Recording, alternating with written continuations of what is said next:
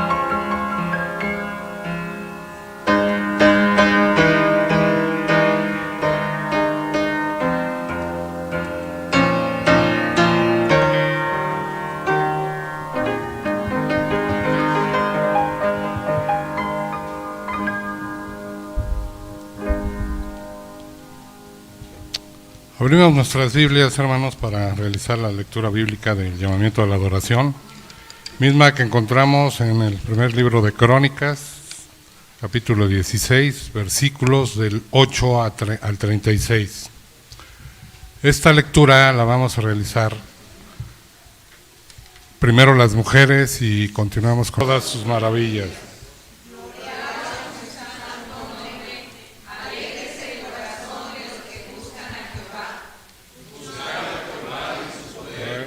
Buscad su rostro continuamente. Haced memoria de las maravillas que ha hecho, de sus prodigios y de los beneficios de su boca. Oh vosotros, hijos de Israel, su siervo, hijos de Jacob, sus escogidos. Jehová, que es nuestro Dios, sus juicios están en toda la tierra. Él hace memoria de su pacto perpetuamente y de la palabra que Él mandó para 1000 generaciones.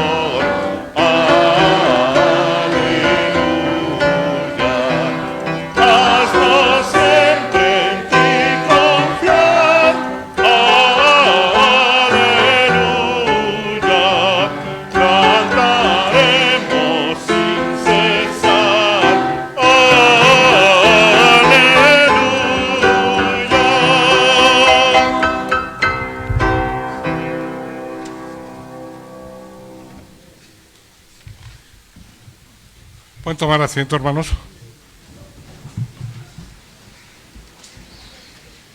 Es tiempo de conocer si hay algún aviso de alguna de las sociedades de la iglesia.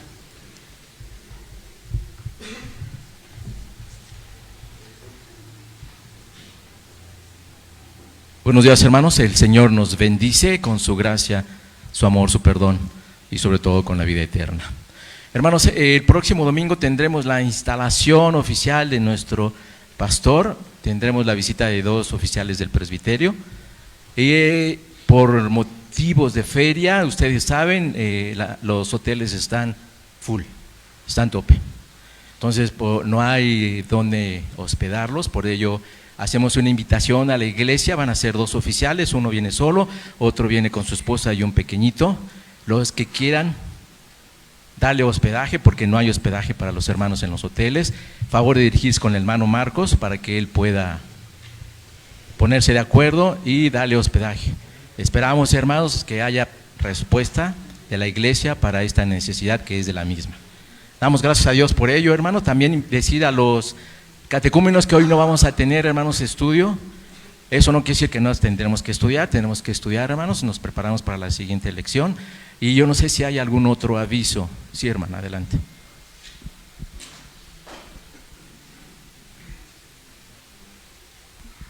Buenos días, hermanos. A razón del mismo evento que tendremos la próxima semana, les vamos a estar notificando por el grupo de WhatsApp durante la semana sobre una reunión que queremos llevar a cabo, como siempre acostumbramos, de traje decimos, ¿verdad?, para que nos podamos reunir, dar la bienvenida a los hermanos que vienen de visita para este evento que nos llena de gozo y para convivir un rato también. Entonces, pedimos porque Dios esté con nosotros en este proyecto y que siga obrando en todos los planes que tiene para nuestra iglesia. Entonces, a través del grupo del WhatsApp, en días subsecuentes tendremos los detalles para este evento y para que vayan pensando en qué platillo podrían anotarse con nosotros para que así se haga.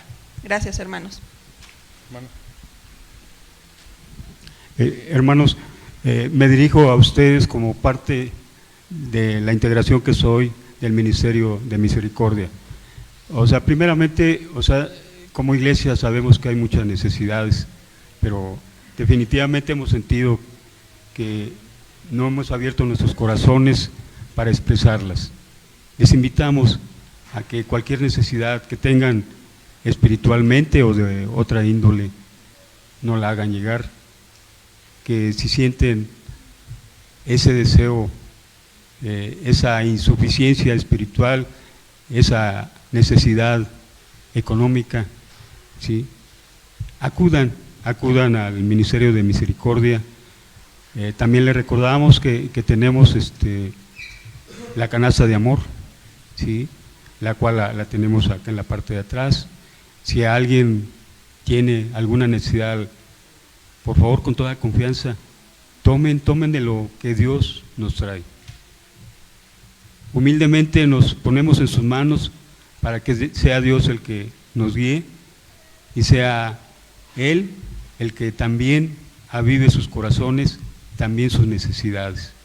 Estamos para servirles, hermanos, y los diáconos estamos a sus órdenes y todo el consistorio también. Que Dios les siga bendiciendo.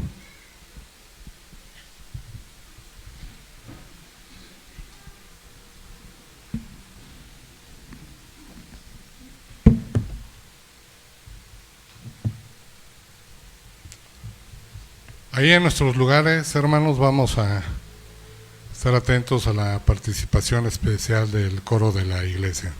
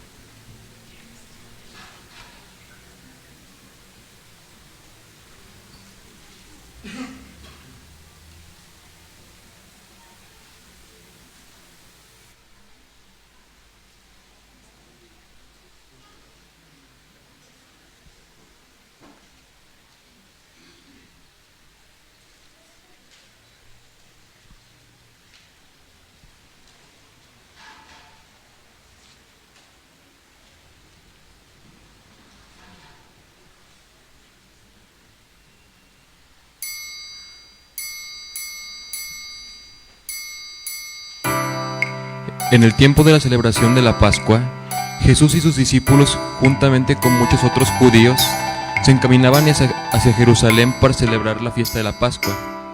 Al acercarse a Betfagé, una pequeña aldea no muy lejos de Jerusalén, Jesús dijo a dos de sus discípulos: «Id a la aldea que está enfrente de vosotros, y al entrar en ella hallaréis un pollino atado, en el cual ningún hombre se ha montado jamás. Desatadlo y traédmelo. Y si alguien os dijere algo, decid: el Señor lo necesita». Los dos discípulos hicieron tal como el Señor les había dicho, y le trajeron el pollino. Y poniendo sus mantos sobre el animal, Jesús montó en él para entrar a Jerusalén. Al verlo llegar, el entusiasmo cundió, y la multitud tendía sus mantos en el camino para que Jesús pasara. Otros cortaban ramas de los árboles y las agitaban, y todos gritaban: «Hosana al Hijo de David, bendito el que viene en el nombre del Señor, hosana en las alturas». Así como el pueblo ese día, les invitamos hoy a todos los que están aquí a celebrar y recordar con nosotros el sacrificio, muerte y resurrección del Señor Jesús, quien nos libertó de la esclavitud de nuestros pecados.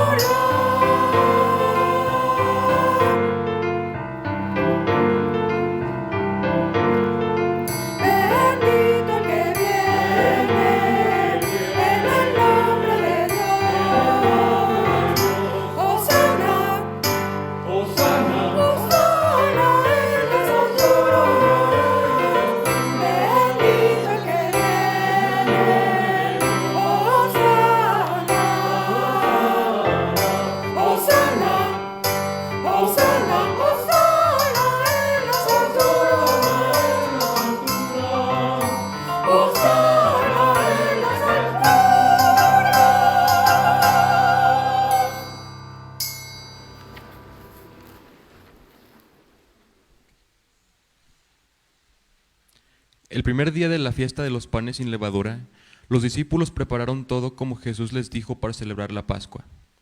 Los escribas y sacerdotes estaban enojados buscando la manera de aprenderle, porque no estaban de acuerdo con sus enseñanzas y milagros. Al llegar la noche, Jesús y sus discípulos se sentaron alrededor de la mesa, y mientras comían, Él les dijo que uno de ellos le entregaría. Y tomando Jesús el pan, lo partió y lo bendijo, y dio a sus discípulos diciendo: «Tomad, comed, esto es mi cuerpo». Y tomando la copa, dio gracias y les dijo: «Bebed de ella, porque esto es mi sangre que por muchos es derramada para perdón de los pecados». Mientras ellos seguían cenando, Judas Iscariote, uno de los 12, se escurrió en las tinieblas de la noche y fue a los sacerdotes con un plan para traicionar a Jesús.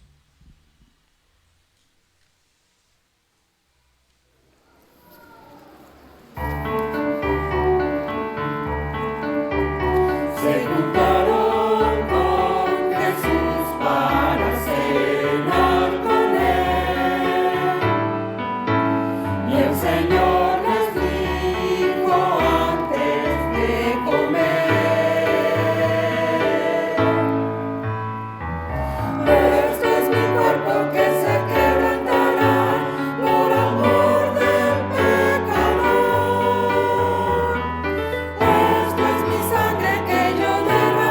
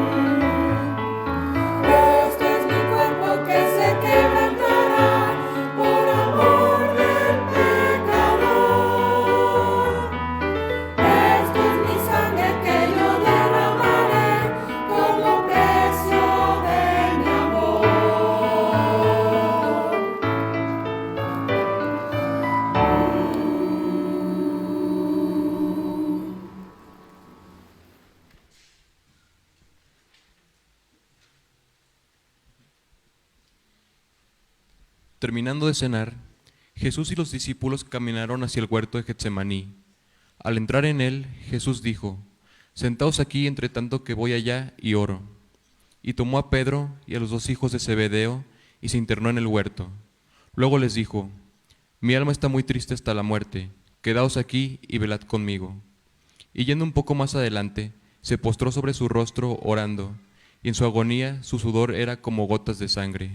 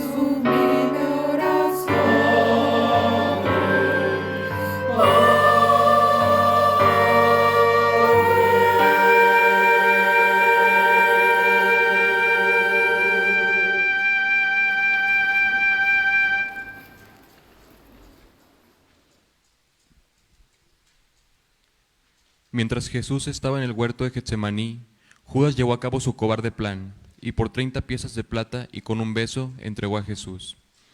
Los jefes de la guardia, algunos sacerdotes y gente con palos, llegaron hasta el huerto y le arrestaron, y lo condujeron ante el sumo sacerdote, donde le acusaron de blasfemia. A la mañana siguiente, estos mismos dirigentes religiosos llevaron a Jesús ante Poncio Pilato, el gobernador romano, acusado de traición contra el gobierno. Mas Pilato, no hallando ninguna falta en él, quiso dejarle en libertad. Pero la muchedumbre que unos días antes en Jerusalén le gritaba: «Hosana al hijo de David», ahora gritaba: «Crucifíquenle, crucifíquenle». Entonces Pilato se lavó las manos en cuanto a toda la cuestión y entregó a Jesús para ser crucificado.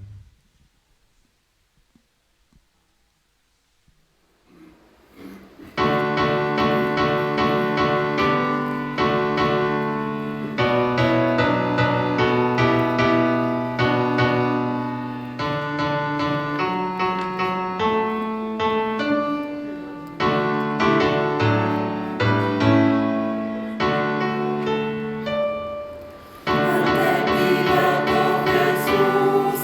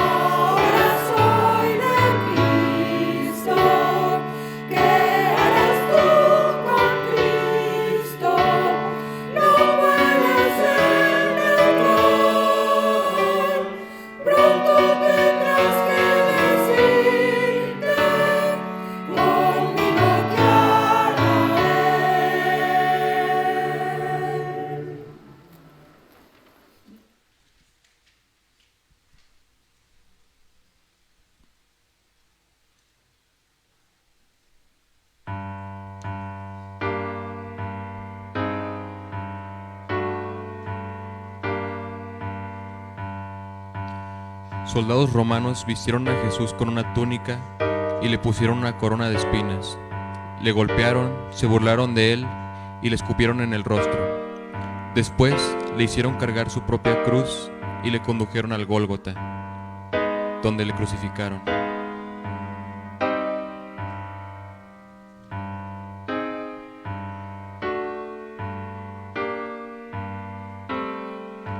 Eran las 9 de la mañana cuando Jesús fue crucificado.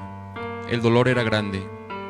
Al estar colgado allí con sus manos y pies clavados y su costado traspasado por una lanza, el pueblo se burló de él y los soldados echaron suerte sobre su ropa.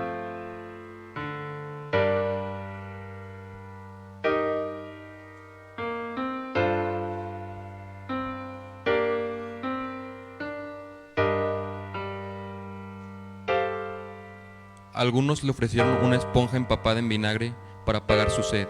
Se rieron de él y le decían: «Salve, Rey de los judíos, si eres hijo de Dios, desciende de la cruz».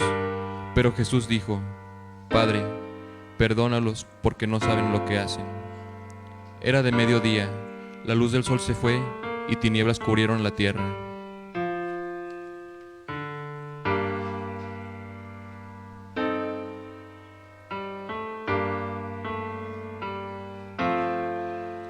Las rocas se partieron y la tierra tembló.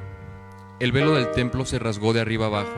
Las tumbas se abrieron y en medio de todo esto Jesús exclamó: «Padre, en tus manos encomiendo mi espíritu».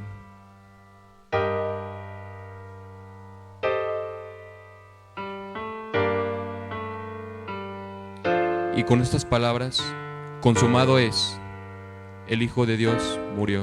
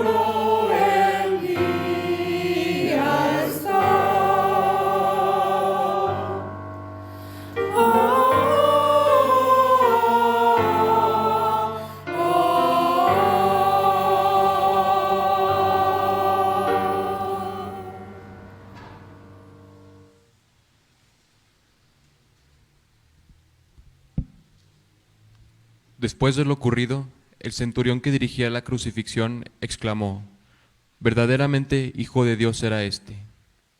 José de Arimatea, seguidor de Jesús, se dirigió a Pilato para pedir el cuerpo de su maestro, y bajándolo de la cruz le llevó a un sepulcro.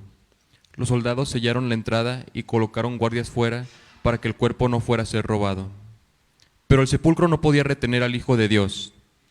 Temprano en el primer día de la semana, María Magdalena, Salomé y la otra María fueron al sepulcro a ungir el cuerpo de Jesús. Pero al llegar encontraron la piedra removida y a un ángel sentado. Las mujeres estaban espantadas, pero el ángel les dijo: ¿Por qué buscáis entre los muertos al que vive? No está aquí, sino que ha resucitado como él dijo. Id pronto y decidle a sus discípulos.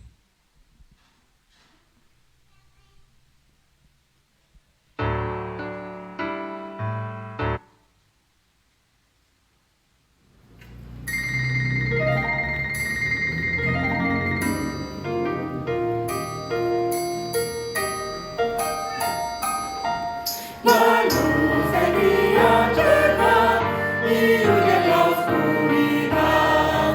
Mi alma hoy se entrega al Rey de la eternidad.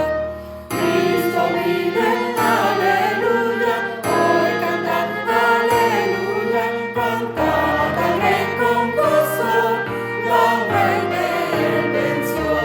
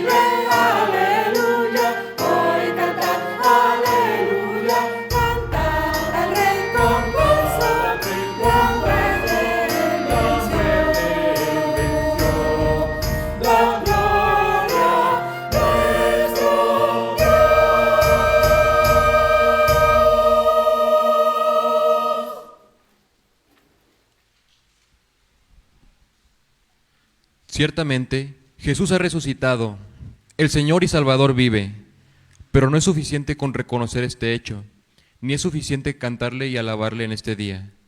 Si su resurrección ha de tener para nosotros el mismo significado que tuvo para aquellos primeros discípulos, entonces debemos reconocerle como el Señor de nuestras vidas hoy y siempre. Y al igual que las mujeres que fueron con gozo a dar las nuevas a los demás, así nosotros debemos proclamar las nuevas de que Jesús vive.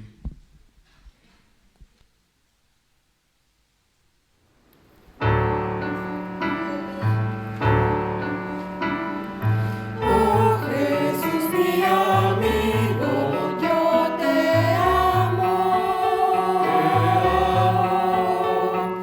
Ven y mora en mi corazón, te amo. Dame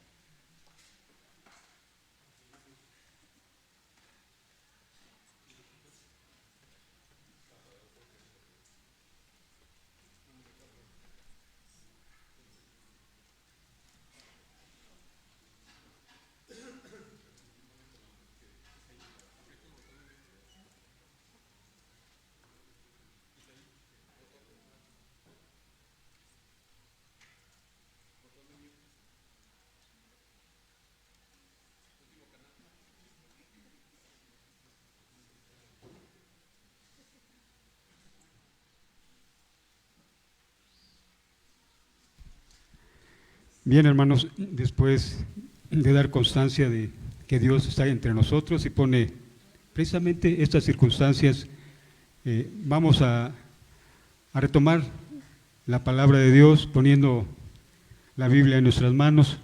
Vamos a ponernos de pie para hacer la lectura de Primera de Corintios en el versículo 16 del 1 al 2. Pongámonos de pie, hermanos, ya que como vayamos teniendo lista nuestra Biblia para hacer la lectura de los versículos 1 y 2 del capítulo 16 de Primera de Corintios. Vamos a hacer la lectura todos juntos, hermanos.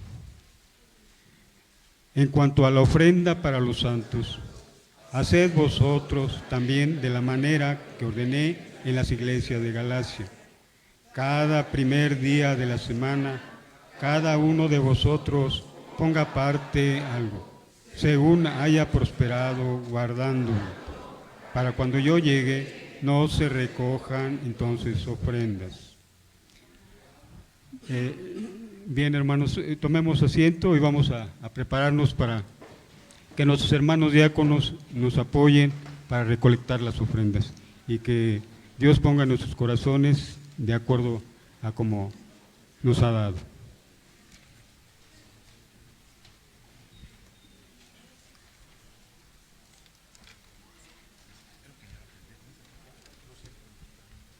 Sí.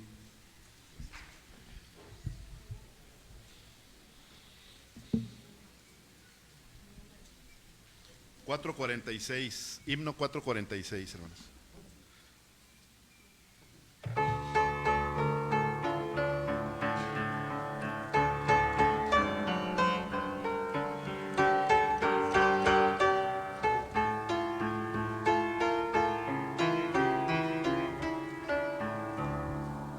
Dale tu ofrenda al Señor, dásela de corazón, que cuando el cielo reclame, le respondas con amor, que no te quede el dolor.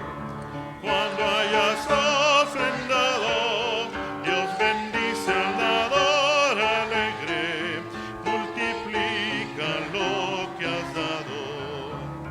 Dale tu ofrenda al Señor, dásela de corazón, que cuando el cielo reclame, te respondas con amor, que no te quede el dolor. Cuando hayas ofrendado, Dios bendice al dador alegre, multiplica lo que has dado. Dador alegre, multiplica lo que has dado.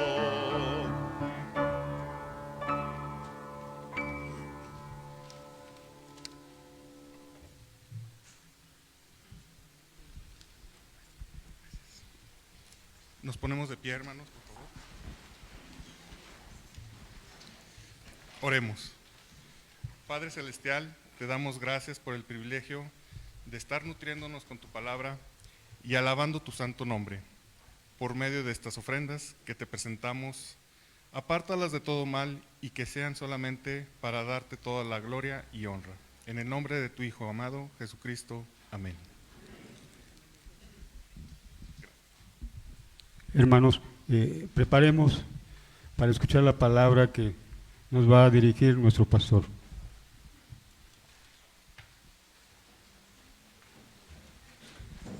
Sí, tomen asiento, por favor.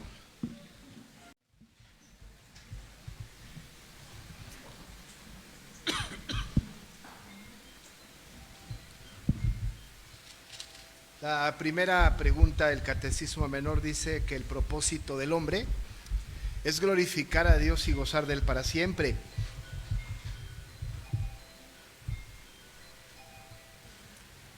Y hoy hemos hecho ambas cosas.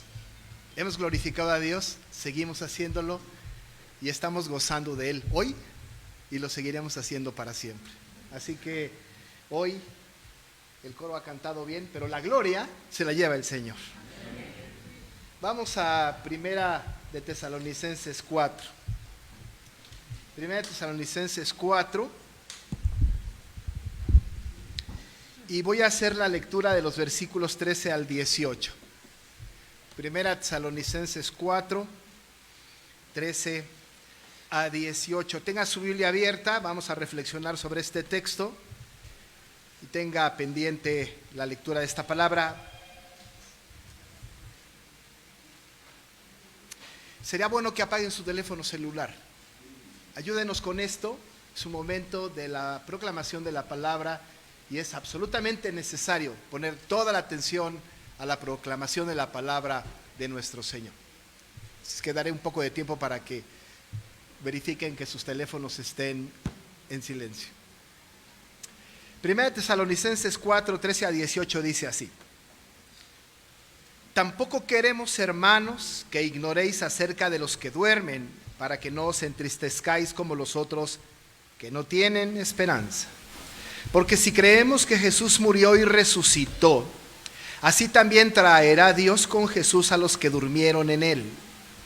Por lo cual os decimos esto en palabra del Señor, que nosotros que vivimos, que habremos quedado hasta la venida del Señor, no precederemos a los que durmieron.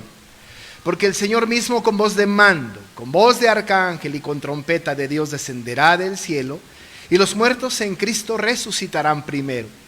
Luego nosotros los que vivimos, los que hayamos quedado, seremos arrebatados juntamente con ellos en las nubes para recibir al Señor en el aire, y así estaremos siempre con el Señor. Por tanto, alentaos los unos a los otros con estas palabras. En un día como hoy, normalmente se predica sobre los acontecimientos de aquella época. Hoy en la mañana un poco platicamos de esto, prediqué sobre esto. A lo largo del tiempo, nosotros tenemos que reflexionar acerca de estos acontecimientos sin duda alguna, aprenderlos sin duda alguna, tener la información de lo que hicieron cada uno de los personajes sin duda alguna, pero a la distancia, más de 2000 años adelante, tenemos que reflexionar sobre las repercusiones que ese evento histórico tiene para la iglesia de todos los tiempos hasta que Cristo venga. Ciertamente es importante hablar de la resurrección de Jesús, pero también es importante hablar de qué tiene que ver con nosotros. ¿Cómo es que nosotros la percibimos? ¿Cómo se percibe bíblicamente? Y cómo nosotros tenemos que abrevar de esa información para alimentar nuestro espíritu, edificar nuestras propias vidas y trazar la ruta. No tenemos la menor duda de que los acontecimientos de la resurrección de Jesucristo tienen un impacto para la iglesia de todos los tiempos. No solamente para la iglesia de los tiempos futuros, pero tiene una repercusión para la iglesia de todos los tiempos, incluyendo a Adán y Eva en adelante. Estamos hablando entonces de una verdad absoluta que es central en la historia de la redención. Tan central como la encarnación es la resurrección. Y todo el universo parece confabularse para generar a través de las historias que van concatenándose unas a otras en el Antiguo Testamento hasta la culminación de la encarnación, que es la culminación de la revelación progresiva, pero después en la resurrección, que es la punta de lanza para la confirmación de nuestra fe y nuestra esperanza.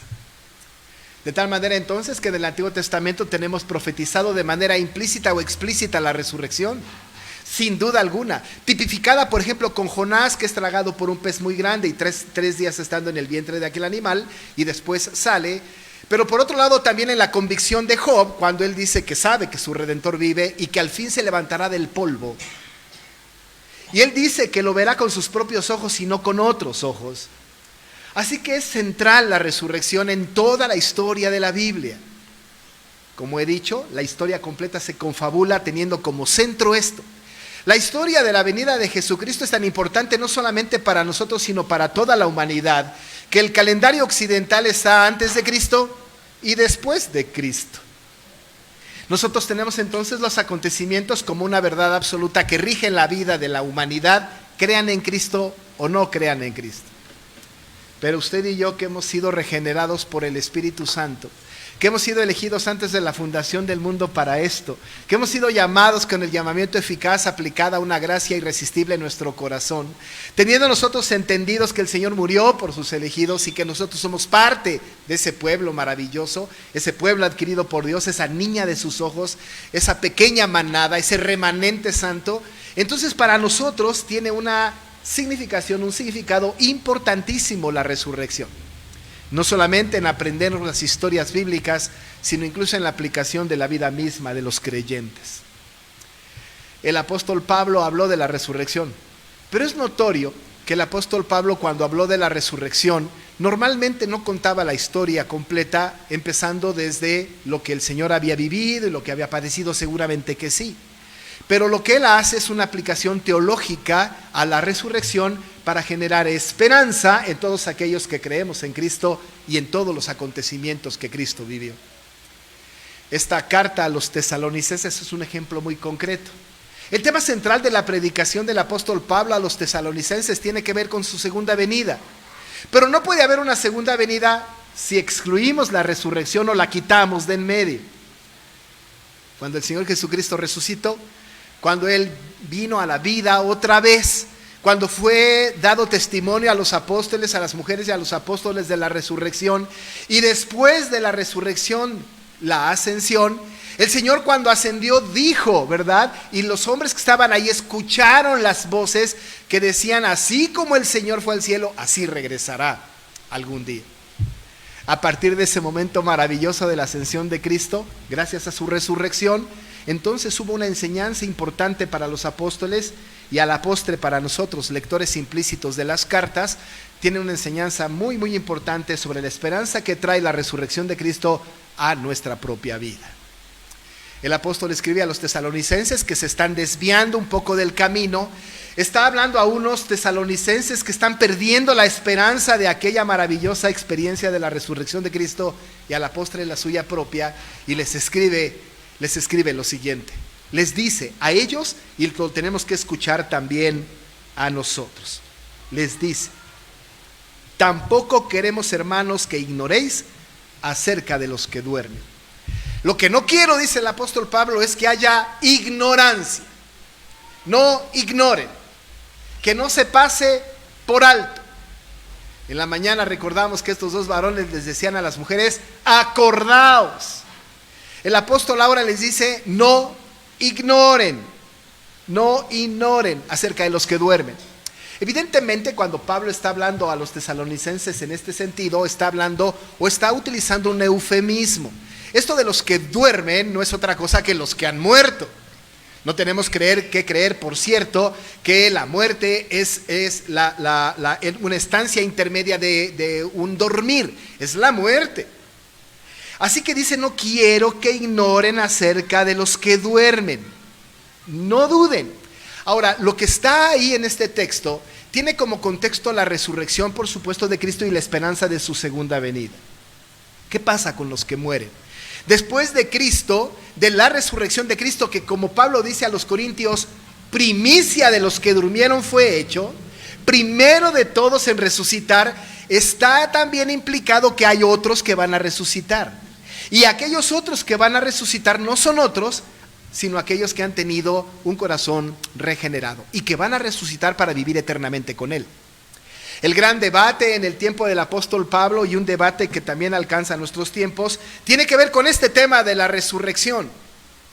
La gente va a morir. La gran pregunta es: ¿todos van a resucitar? Y la respuesta es que sí, todos van a resucitar. Unos para perdición, otros para vida eterna. Pero aquellos tesalonicenses que habían creído en Cristo y nosotros que creemos en Cristo, tenemos que creer y estar seguros que cuando nosotros muramos, el día que el Señor Jesús venga, y si estamos muertos, vamos a resucitar para vida eterna, porque tenemos un corazón regenerado. El que no creyó en Cristo, el que no puso su confianza en el Señor Jesús, el que no es salvo por la gracia de Cristo, va a resucitar también, pero para perdición, para el tormento eterno. Los tesalonicenses seguramente estaban confundidos con esto, como seguramente hoy muchos también. Es posible que hoy también muchos estén confundidos con esto. ¿Qué va a pasar cuando Cristo venga? ¿Qué va a pasar con la resurrección? El apóstol le tiene que decir a aquellos y a nosotros nos dice: hermanos, no quiero que ignoren acerca de los que duermen, para que no os entristezcáis como los otros que no tienen esperanza. ¿Sabe una cosa? Aquellos cristianos de aquel tiempo estaban entristeciéndose como otros que no tenían esperanza. Esos otros que no tenían esperanza eran aquellos que pensaban: ¿y después de la muerte qué? ¿Y después de que muramos qué? ¿Qué va a pasar? ¿Y si vamos a resucitar, qué va a pasar? ¿Qué sucede después de que muramos y que estemos enterrados en la tumba? ¿Qué va a suceder? La gran pregunta de la gente hoy día es: ¿qué pasa después de la muerte? ¿Qué sucede después de que nosotros muramos? ¿Qué va a pasar? No tenemos más esperanza.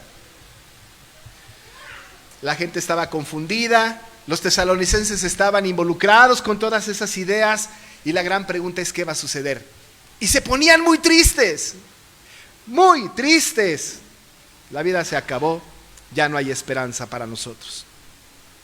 Dice Pablo: entonces no ignoren, para que no se entristezcan como los otros que no tienen esperanza. Pero, amados hermanos, usted y yo debemos tener esperanza. Y la esperanza que nosotros tenemos no está puesta en nuestra propia conducta, no está puesta en nuestras propias condiciones. La esperanza que nosotros tenemos, esa esperanza que hay para el creyente, está depositada en la resurrección de Cristo. Un día Él volverá y juntamente con Él seremos resucitados, llevados al cielo en un abrir y cerrar de ojos. Habremos de resucitar nosotros también como Cristo resucitó, y ahí está puesta la esperanza. No saben ustedes cuántas veces he estado yo personalmente en funerales. En mi vida ministerial de más de 30 años como pastor he oficiado más funerales que bodas. Mucha gente se muere, mucha gente. Pero mucha gente se muere y no tienen esperanza. No hay esperanza. Pero nosotros, el día que el Señor nos llame a su presencia y este cuerpo vaya al polvo de donde vino y el alma al Señor que la creó, al final del tiempo, sabemos y debemos saber que los que estamos en Cristo tenemos esperanza. ¿Por qué? Dice el apóstol: porque si creemos que Jesús murió y si creemos que Jesús resucitó, así también traerá Dios con Jesús a los que durmieron en Él. ¿Por qué es que tenemos esperanza? Porque creemos que Jesús murió y resucitó. Nosotros tenemos puesta nuestra fe en aquel personaje histórico, que además de ser el personaje histórico es el preexistente y el eterno Jesucristo, que Él murió, y creemos esto, pero también creemos que resucitó. También creemos que resucitó. Era muy importante esta fe. Los cristianos de aquella época, especialmente el pueblo judío, por ejemplo, tenía el conocimiento de Elías, pero Elías no murió.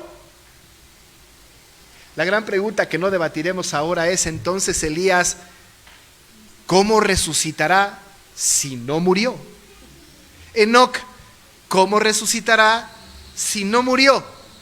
Pero Cristo, representándonos a nosotros, pasando por las mismas condiciones que nosotros en un cuerpo mortal como el nuestro, en su condición de hombre, muere. Y nosotros creemos esto: Cristo murió. Y no lo hizo, y no murió porque no le quedó de otra. No murió como cualquiera de nosotros, sino que murió en nuestro lugar, en sustitución nuestra, y después resucitó. Cristo resucitó y creemos esto. Creemos en la muerte y creemos en la resurrección de Cristo. Bueno, todo el día de hoy ha sido una declaración de esta verdad. El coro cantó esta verdad. Tuvimos un culto en la mañana con esta verdad. Cada domingo nos reunimos para celebrar esa verdad, la resurrección de Cristo. Porque dice el apóstol Pablo que si Cristo no hubiese resucitado, vana sería la predicación, vana sería nuestra fe, y más adelante dice, y seríamos los más dignos de conmiseración. Pero Cristo resucitó, y esto nosotros lo creemos, y en esto está nuestra esperanza, en la fe en el Cristo resucitado. Por eso decíamos esta mañana, no debemos de tener cruces en casa con un mono pegado ahí colgado. Ya no está ahí. Él ha resucitado y vive por siempre. Y esa es nuestra fe. Está puesta nuestra fe en esto y nuestra esperanza. Y nuestra esperanza es que Él ha resucitado. Y si Él resucitó, dice el versículo 14, así también traerá Dios con Jesús a los que durmieron en Él. Así que entonces, por la resurrección de Él, nosotros un día también resucitaremos y tendremos un cuerpo nuevo. Yo sé que muchos de nosotros tenemos gente que amamos mucho y que ha muerto en el Señor. Quizá un padre, una madre, un hermano, un hijo, qué sé yo, amigos, han muerto en el Señor. Y sabemos también que algunos han muerto con una enfermedad terrible o con el deterioro de su cuerpo. Nosotros tenemos familiarmente la historia de personas que han muerto así. Mi hermano murió muy joven, muy joven. Y la gran pregunta es, ¿cómo resucitará? Pero no es tan importante como el hecho contundente y la verdad absoluta de que resucitará. Y que resucitará con un cuerpo nuevo. Y no tendrá dolor, y no habrá llanto, y no habrá enfermedad. Ahí está puesta nuestra esperanza. Pero esa esperanza de nuestra propia resurrección no puede ser posible si Cristo no hubiese resucitado. El valor de la resurrección de Cristo garantiza la esperanza de nuestra propia resurrección. Dice el apóstol, por lo cual os decimos esto en palabra del Señor, que nosotros que vivimos, que habremos quedado hasta la venida del Señor, no precederemos a los que durmieron, porque el Señor mismo, con voz de mando, con voz de arcángel y con trompeta de Dios descenderá del cielo, y los muertos en Cristo resucitarán primero.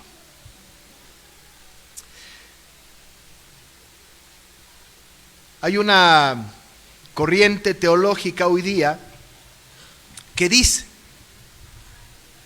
que el Señor va a venir en las nubes por primera, segunda vez, y viene por su iglesia. Y entonces sucede lo que ellos han dicho, un rapto secreto. Ahora, les digo un secreto, no hay rapto secreto.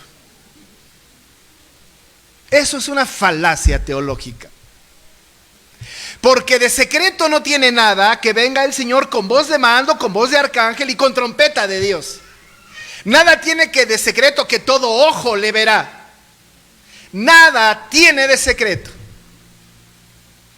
No hay tal cosa como las películas estas de Hollywood, en donde se nos presenta, ¿verdad?, a un piloto que va en el avión y que muere el piloto, desaparece de la nada y el copiloto se queda y el avión se estrella. No hay tal cosa como que de repente alguien desaparecerá y entonces será la venida de Cristo. Eso no existe.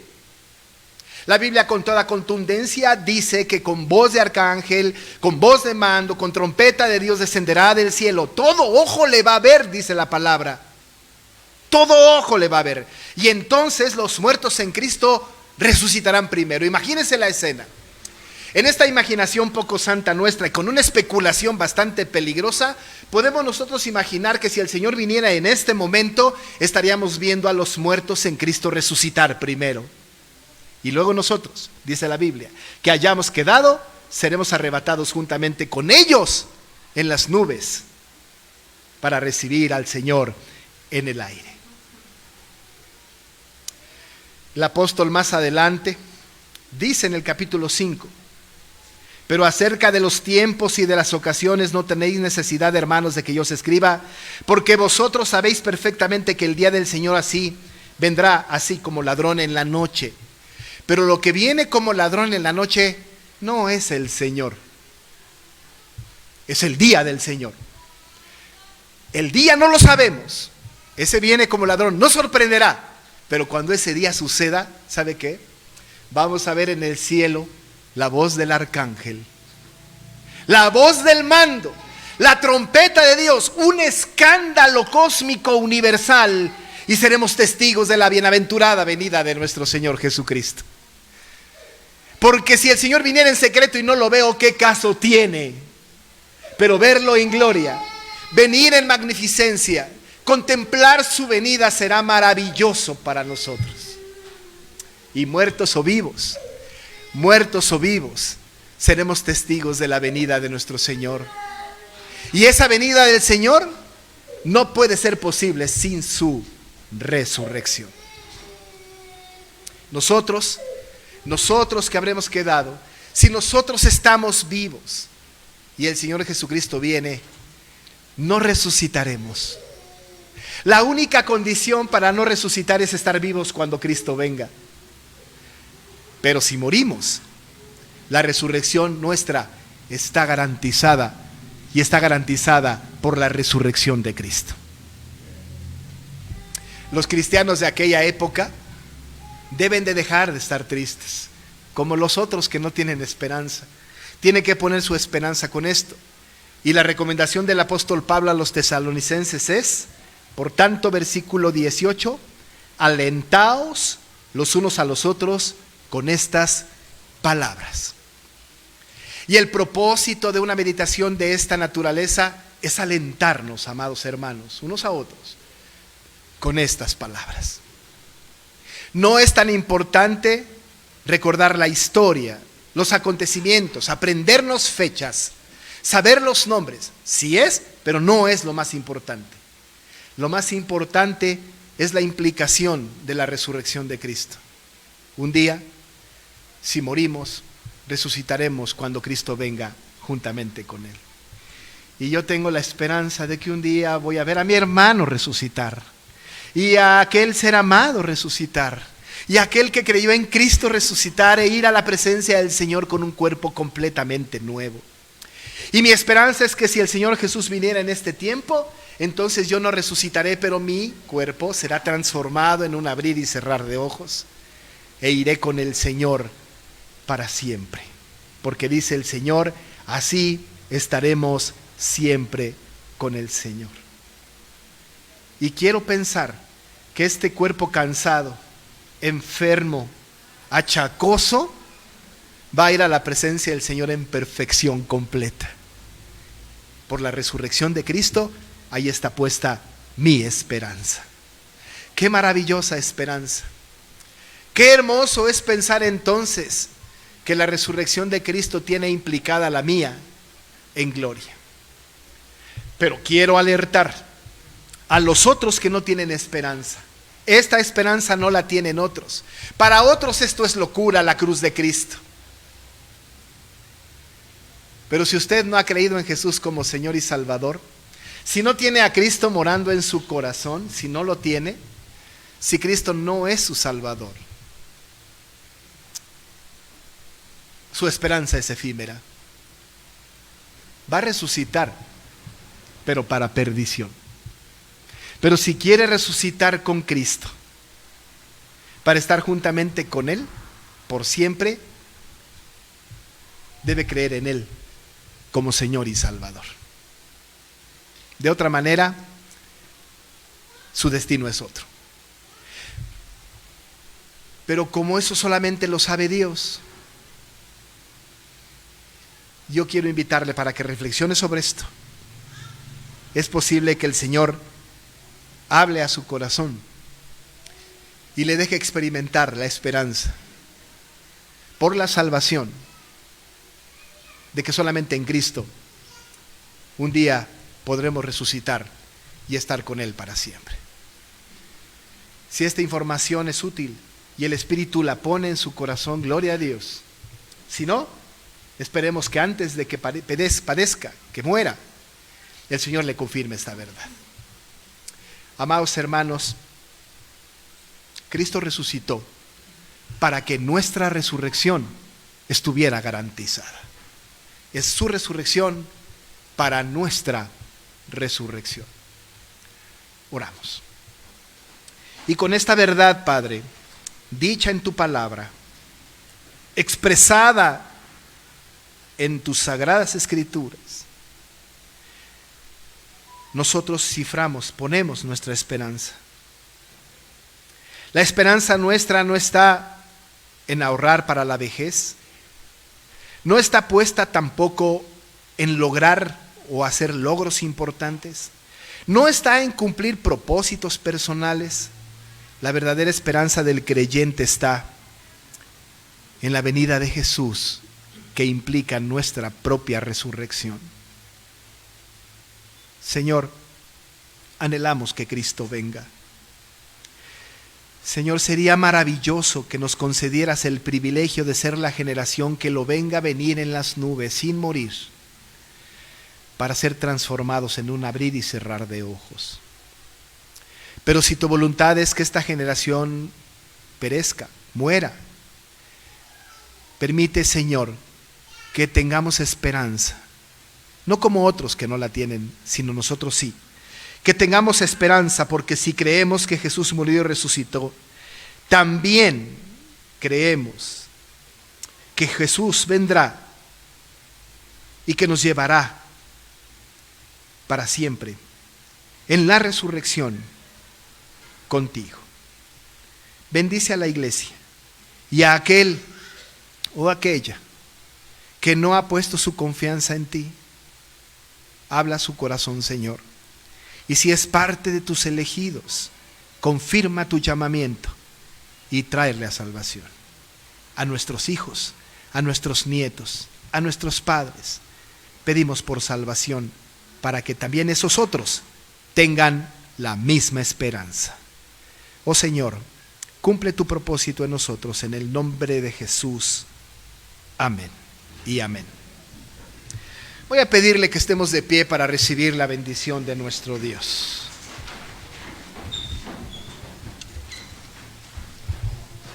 Y ahora que la gracia de nuestro Señor Jesucristo, el amor de Dios el Padre y la comunión con el Espíritu Santo sea con cada uno de ustedes desde ahora y para siempre. Amén.